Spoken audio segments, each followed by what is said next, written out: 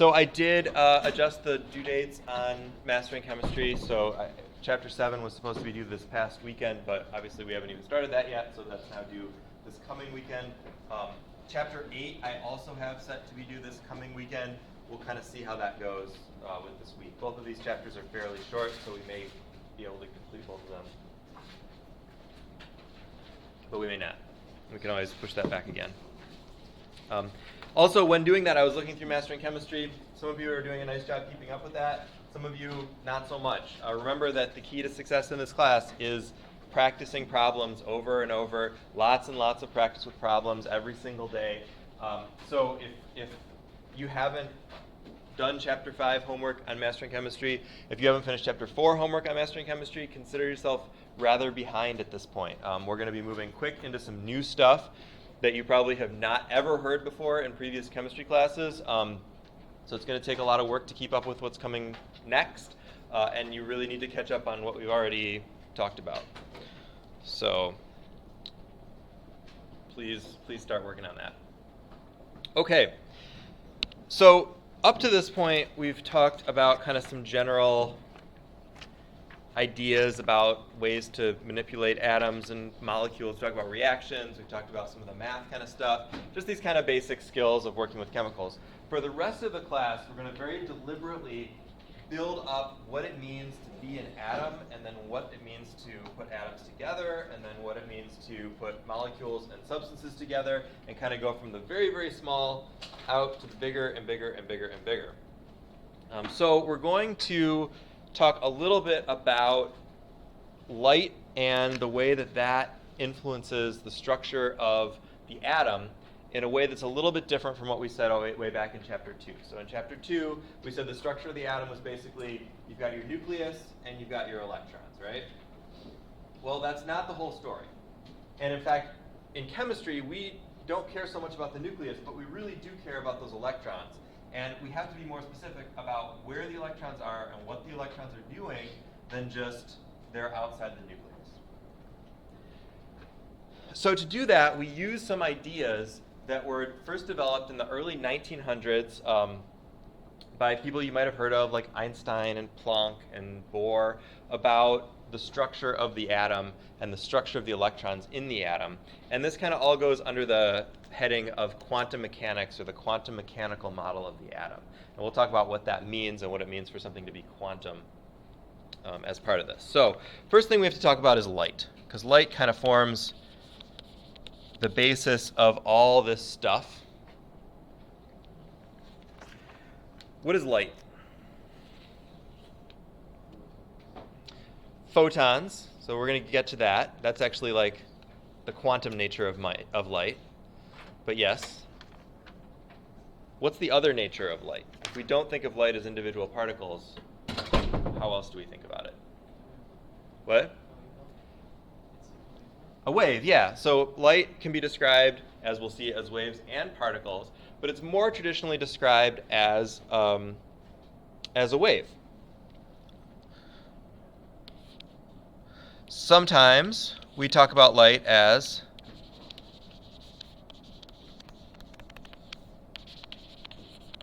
electromagnetic radiation,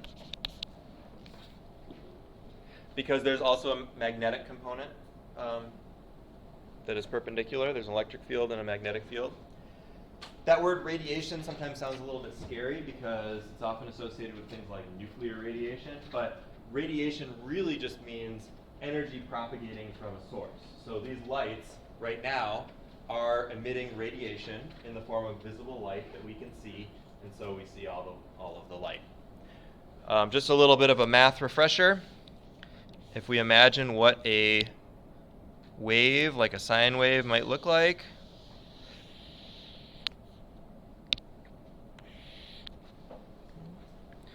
So we can imagine our light as a wave like that. What do we call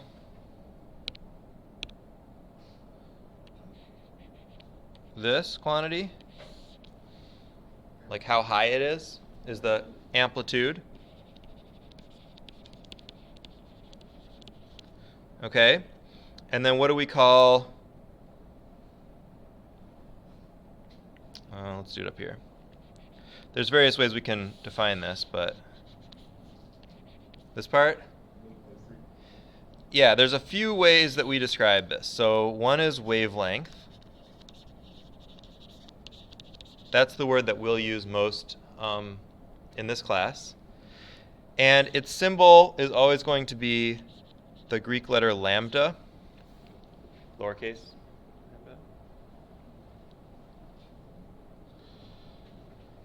You might also have heard the term period. That's the same thing. Frequency is not quite the same. Does anybody know what the difference is between frequency and wavelength? I think they're inverse. They are. They're inverse quantities, but like definition-wise, do you know?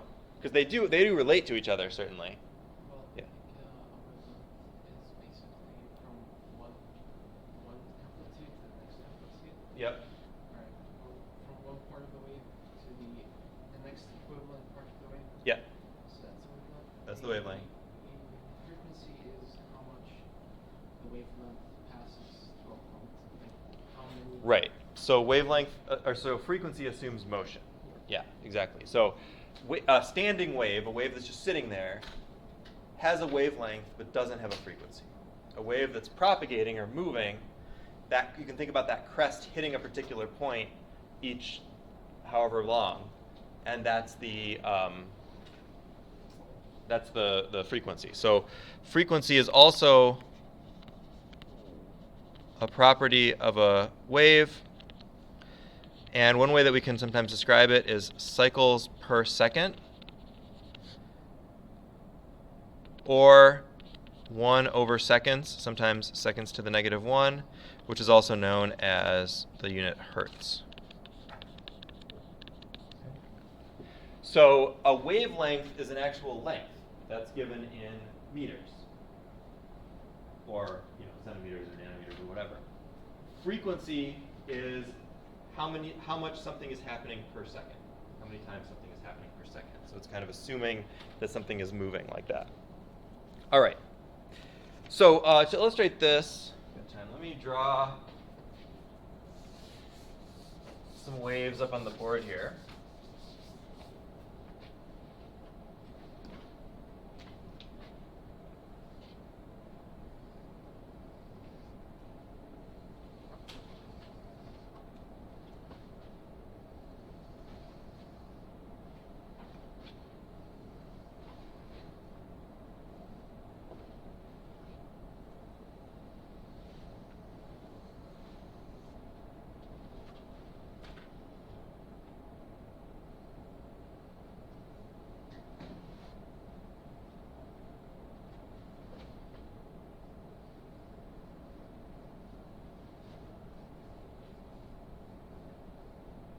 Okay, so there's some waves, right? Which wave has the longest wavelength?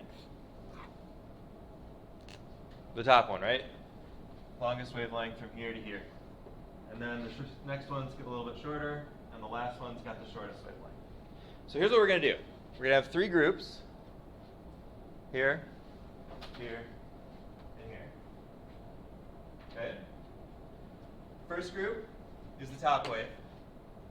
Second group, middle wave. Third group, third wave. So what I'm going to do is I'm going to sweep my arm across the wave like this. And whenever I hit a crest of the wave, the very top of the wave, I want you to raise your hand and then put it back down again. Okay?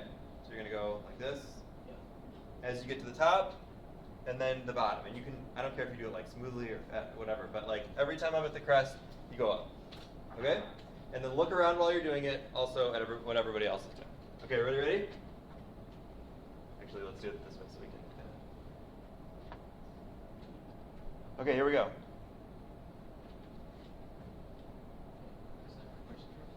You guys are too slow. Let's try again. So whenever, look at your wave. Whenever I cross a crest of your wave, your arm goes up and then back down again. Okay? All right, let's try it again. Here we go.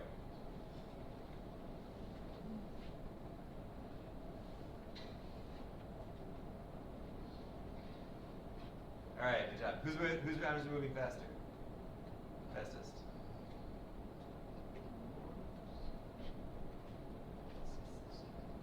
let's try it again. There was some, one more time. Look around. So look around.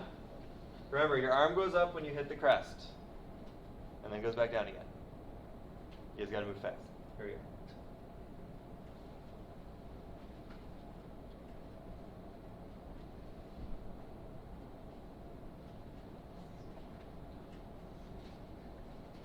All right, so who moved fastest? They did, right? They got a workout for today. They were going like this the whole time. Who moved slowest? You only got your hand up a couple times, right? Okay, so which right wave has the highest frequency? That one, right? The people going like this. That's the highest frequency. Okay, so that shows us that frequency and wavelength are inverse, have an inverse relationship. The longer the wavelength, the higher the frequency.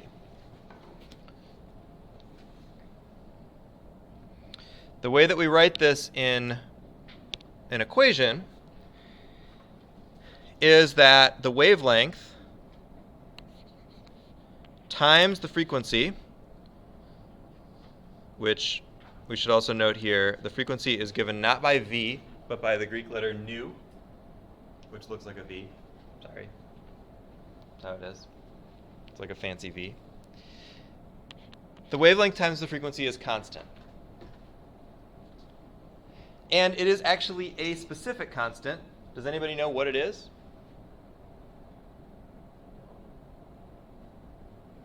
No? It is the speed of light, c. All right, the speed of light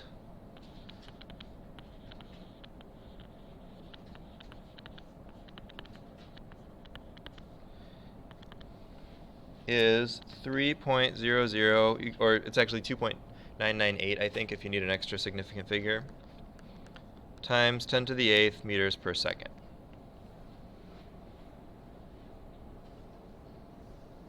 Okay, so 30 million meters per second.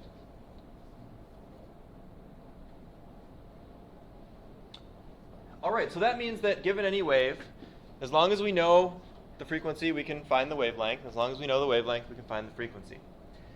If you've been a little bit lax on your scientific notation skills lately, this is the time to brush up on that, because we're going to be dealing with really big numbers and really small numbers.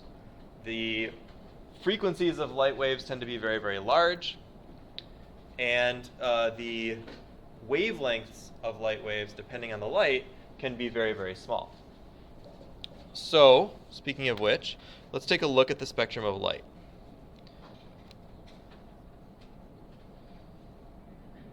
Whoops, no, wrong button. So I'm going to grab this picture for the notes.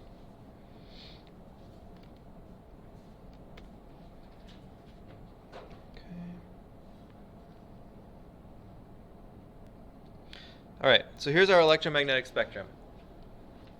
What that means is all the different types of light that exist given or graphed among wavelength and frequency. So the frequency is up top in hertz, the wavelength is kind of in the middle. You can see that they're inverse. The frequencies get bigger as you move from left to right, and the wavelengths get smaller as you move from left to right. If we look at the actual types of light that we would expect to see in those categories, perhaps the most important, just arbitrarily, is the visible light. So that section is kind of expanded out. But the visible light as a part of the electromagnetic spectrum is pretty small. There's only a little bit of light that can actually register in our eyes that we call visible light. And depending on the wavelength within there, that gives us the different colors. We also see that the spectrum runs from low energy to high energy. So if you think about the amount of energy that the group over there was using to express their wave was a lot more than everybody else. So high frequency waves are higher energy. Low frequency waves are lower energy. And so then that's going to be inverse to the wavelength. So purple light or violet light is a little bit higher in energy than other types of light. And you've probably heard of some of these other ones. Lower energy than visible is infrared and then microwave. Cell phones work right at the tail end of the microwave range. Radio waves are below that. You can see those wavelengths are into the kilometer type range. And then higher energy than visible goes ultraviolet, and then the X-rays, gamma rays, stuff coming from space, that kind of thing. All right. One thing you're definitely going to want to be able to do in this chapter is relatively easily convert among units. So it is helpful to know, if you don't already, or at least remember, that 1 nanometer is 10 to the minus 9th meters. If we want to convert between frequency and wavelength, we can't use nanometers because the speed of light is in meters per second, so we got to use meters. So if we have, if we want to know the frequency, let's say, of yellow light at 600 nanometers, we have to recognize that that is 600 times 10 to the 9th times 10 to the minus 9th meters before we can plug that in. Now, you know, scientific notation-wise, that 600 times 10 to the 9th is not a great number in scientific notation. So we might also write that as 6.00 times 10 to the minus 7th meters. But when you're doing the calculations, it doesn't matter how you keep track of those. So you'll have some chance to practice with that in the Chapter 7 homework. Okay. So now let's take a look at where this starts getting weird. So there's this problem in the late 1800s called the photoelectric effect. The photoelectric effect is pretty simple. It just, when you shine light on certain metals, most metals, they liberate electrons. So electrons come off the metals, and this can be measured through an electric current. So ever since electrical type instruments, electricity was discovered and all that, it's been observed that electrons can come off of metals. But the way that that was explained didn't actually match the experiment. So here's how it worked. Let me show you a picture first, I guess, so we can see what we're looking at. So light hits this metal, electron comes up. The explanation for that was light has energy. You shine light at the metal. It transfers its energy to the metal. The electron comes up. The problem with that explanation, it's not exactly wrong. But what the assumption is then is the more light you throw at a metal, the more electrons will come off. Makes sense, right? You have a greater intensity, higher amplitude light, you should get more electrons. But that's not what was observed. What was observed was more of like a threshold effect. And for a while there was no explanation of this. So here's the threshold effect.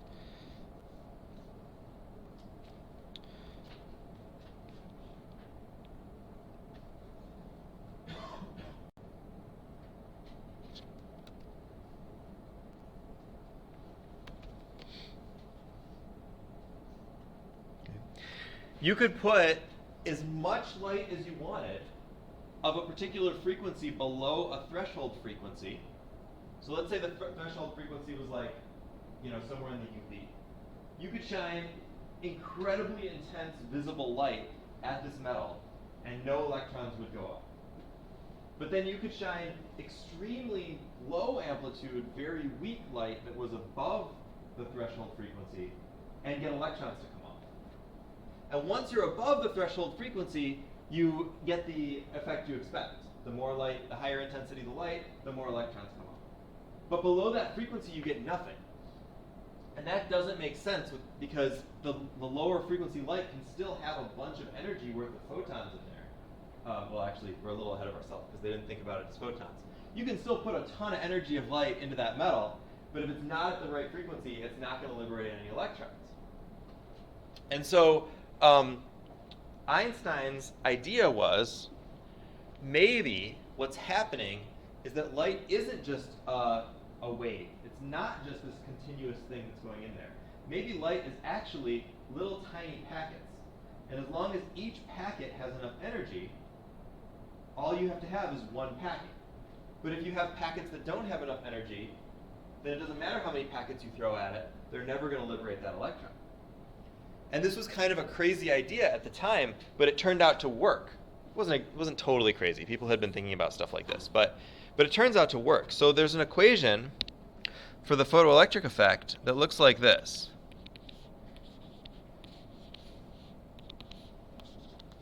And we're going to write it in two different ways here, but they're the same thing. The energy of this individual thing, which Einstein called a photon, this little packet of light, is proportional to the frequency of that light.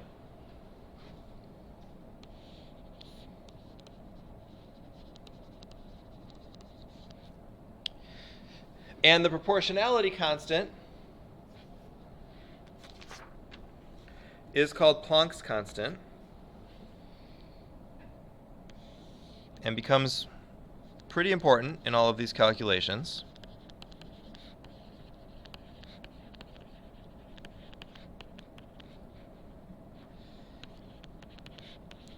It is 6.626 times 10 to the minus 34 joule seconds. So our energy is going to be measured in joules. And just like a lot of constants, it kind of has a weird unit because it's meant to cancel out other units. The second equation I wrote there is just using what we already learned at the relationship between frequency and wavelength to write that equation in terms of wavelength rather than in terms of frequency. All right. So now we can actually calculate the energy of these little packets of light given only the frequency or the wavelength. And we're going to do some of that in lab tomorrow. Okay. So this actually solves that photoelectric problem, because now you can say each material has a particular threshold energy, which is called a work function. And as long as each photon has higher energy than that, you expect the electrons to come off. And in fact, that's what's observed. So this was the first kind of evidence that light can be quantized. And that's where this word quantum comes from. That light, that's one of the places this word quantum comes from. That light is not just this continuous thing, but it's actually these little packets also. And it's not one or the other, it's both at the same time, which is weird. It'll get weirder, don't worry.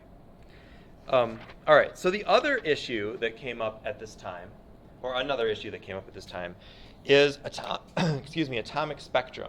And this is something we're going to be doing in lab tomorrow. But what I've got here, it isn't working very well for some reason. Okay, well, just pretend that is not flickering like that, and it's actually just staying on. Something's not quite right with this. But that is a tube filled with hydrogen gas. And what this lamp thing is doing is putting a very, very high electrical potential across that hydrogen gas. And essentially messing with the electrons in there. We're going to see exactly how. But putting energy in those electrons, or into those atoms, so that the electrons are changing their position in the atom. And then as they relax back to a stable state, they give off light. So that's what's going on there. Kind of looks like any other light tube or like a neon light, that kind of thing. It's kind of getting annoying. So I don't know why that's not quite working, but that's fine. That's been observed for a long time. You can put a lot of energy through a tube of light. But the weird thing is, or the thing that was weird back then, is that light actually only comes off in specific wavelengths. And that's called the line spectra. So if you were to take a prism, which we're going to do tomorrow, and separate those wavelengths of light, what you would expect is something like this bottom one. That's what you get from a heated up object. If you just, like an old-fashioned incandescent light bulb, if you just heat up a wire until it gets like super hot, it emits all the colors of the spectrum, and kind of continuously. But if you take a sample of an atom and you heat it up, or not heat it up, but you put a bunch of energy in it, you only get emission at particular wavelengths. You don't get a continuous emission. And that didn't really make sense at the time until people, including Niels Bohr, started to maybe theorized that the electrons were in discrete energy levels. So instead of being wherever they wanted to outside the atom, the electrons could only be in certain levels, and that the spectra were the result of the electrons kind of jumping from level to level. And so there would only be certain types of levels that they could be at, and they could not have energy in between those levels. So that's again an example of this quantization, quantum, that there's only discrete levels that the energies can be at, they can't be in between. And the model that was developed to explain that was something like this, which we know now is not quite right, but it's a good starting point. And for what we're going to look at tomorrow in lab, and then we'll talk later as we get into later in this chapter and then into chapter 8 about why that's not quite right and what actually a better model would look like.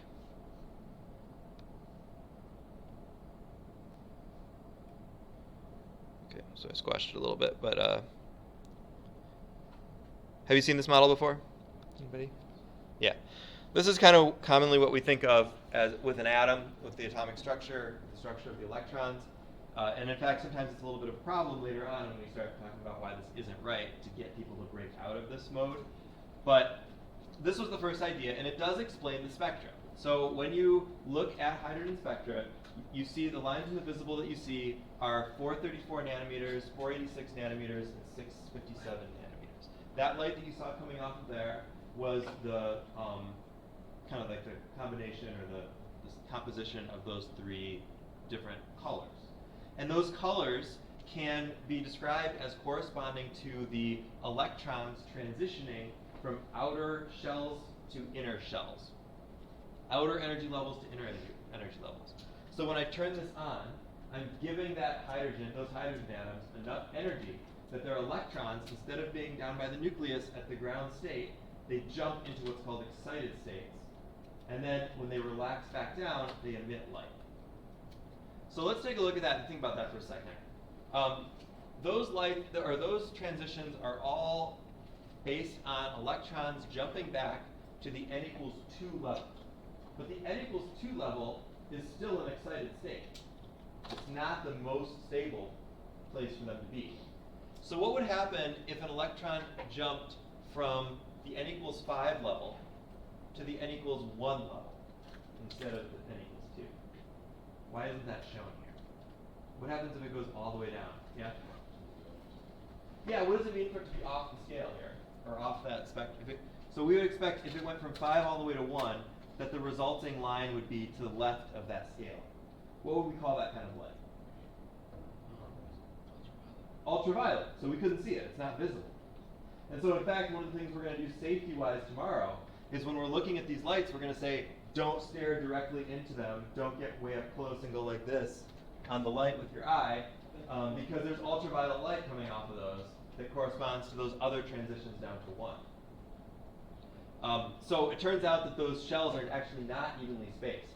And the distance between 1 and 2 in energy is way bigger than the other ones. So even an electron going from like 3 to 1 instead of 3 to 2 would be off the scale into the ultraviolet, because that distance between 2 and 1 is so great. What about if we had transitions from like 5 to 4 or 5 to 3? Where would those be? What type of light would be coming off of those?